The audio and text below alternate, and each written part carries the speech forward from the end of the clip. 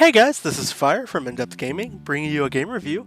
This time we're playing Nexoria, Dungeon Rogue Heroes. This game was developed and published by Tiernox and releases on October 14th, 2020. We currently don't have a price listed for the game, unfortunately, but we will link down in the description a store page where you'll be able to purchase the game for yourself if you want to pick it up. So what is Nexoria? Nexoria is a kind of turn-based, build your group of fighters class-style game where you just go and explore dungeons and, just kind of grind out killing enemies. So the way that the game works is you set up your team of 4, so you'll have about 10 to 12-ish people to pick from, and you'll just create your, your crew and team of guys to play with, and you're going to navigate this dungeon. As you move around the dungeon, your heroes are going to start to get hungry more, lose their sanity, they could get injured from, encounters that happen, but the main point of the game is you're exploring the dungeon and you're going and doing all these battles. Once you're done, and in a battle, you use this kind of card system where you decide what attack you want to use, and then based on that attack, you choose who you want to attack. So as progressionary with the game is, it has an interesting turn mechanic. So if you look at below the characters, there's a blue health bar, and then below that's a little gray bar. That is kind of your turn meter, and you can track who's going to go next in the fight. So it'll slowly progress up, and whoever's bar fills up next, they'll be the next one to go. So you could sometimes have one enemy who goes twice before your one character goes even once. So it's kind of an interesting little mechanic for playing the game that gives it kind of a unique take. So the way the game kind of works too is there is permanent death in the game from the stance of the rounds and sessions you're playing. But as you progress and play, you can buy potions and stuff that will progress and carry through to future playthroughs. And as you level up your heroes, they'll start to carry over for future playthroughs. So you'll kind of grind the game for quite a bit as you try to progress, get further in the dungeons, and then progress and fight bigger and better bosses.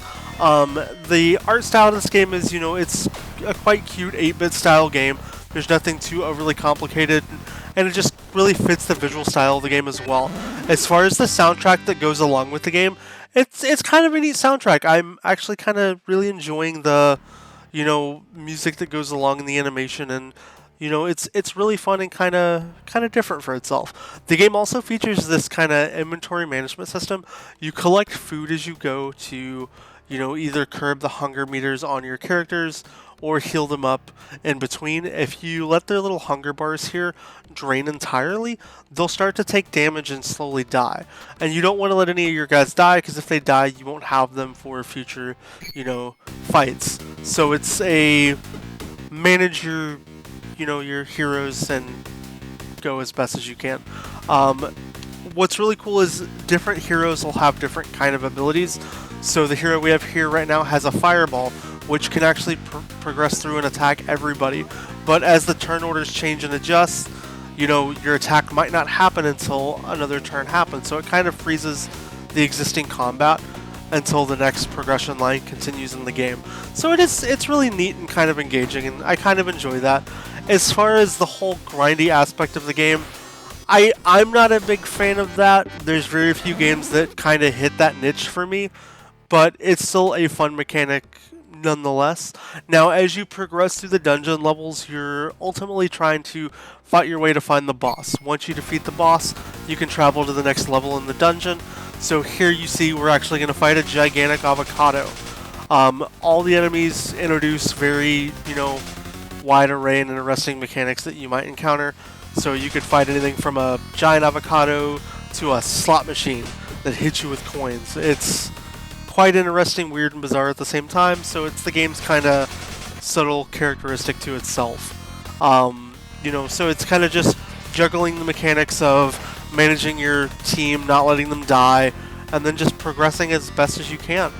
But yeah, aside from that, guys, this is pretty much what there is for Nexoria. Achievement-wise, the game, I will let you guys know, if you're not a fan of odd number achievements, this game does feature 2 odd number achievements. As somebody who adamantly hates odd number achievements, you can unlock them both very simple. There's nothing really you have to do. You just need to simply beat one boss, which after 3 or 4 play sessions, you'll be able to easily beat the first boss in the game, as well as just feeding your guys. I think it's 33 food items over the course of your game sessions, which is very easy to do, so don't feel like you're going to miss anything out not being able to stay off of those odd number achievements. But yeah, aside from that, guys, this is Nexoria. Not knowing the price at the moment, it's a little hard to give it a, pseudo rating. I'd say if this game comes in under $9.99, it's definitely worth checking out. For what it is, I'm going to give it, about a 7 out of 10. Would like to have seen a little more. It's pretty simple for what it is, but for what it is, I don't know, I just would have liked to have had a little more. But yeah, aside from that, guys, this is Nexoria. Hopefully you can fare better in battle than I did. And if you want to check the game out, it is available now. If you have any questions about the game, let us know down in the comments. We'll be happy to answer them. And if you like our content, if you haven't yet, hit the subscribe button. We'd love for you to see more videos, and it helps support the channel. Aside from that, I hope you guys have a wonderful day.